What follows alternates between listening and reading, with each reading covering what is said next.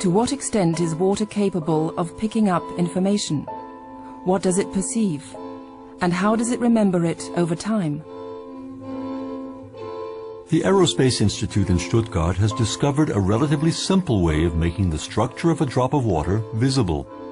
The researchers have had their efforts rewarded by insights into a very beautiful world. Each drop has a face of its own, unmistakable and unique. Why are the individual drops so different from one another? We got a lot of people to come to a lecture hall here at the Institute, gave them all the same water, had them make drops at exactly the same time, collected all the drops, and then discovered that each individual produced different images from the same water. And here you can see the results.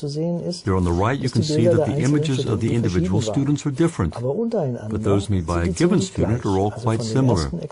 This is the work of the first experimenter, this one here from the second, this from the third, and this from the fourth. Individually they can quite easily be reproduced, but you would never have thought that they were all from the same water, because when you compare the images from the different people, you see some big differences.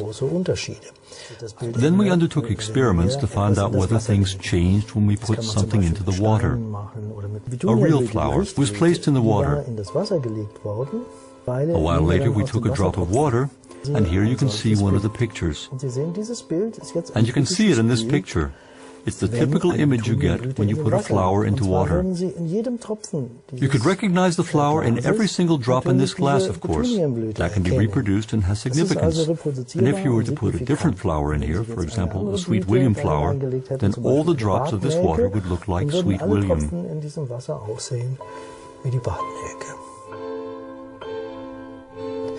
The statement that water has a memory practically changes our whole way of looking at the world, of course. Let's travel down the Rhine in the figurative sense. The water is flowing down the Rhine, picking up information everywhere it goes. So the water has more information at the mouth of the Rhine than it had at the source. And the Dutch, living at the mouth, when they drink that water, they're also drinking all that information. Thus, the world's oceans would no longer be something that separates us, but instead a giant storehouse of information, and the rain would perhaps be a data medium carrying information to the world.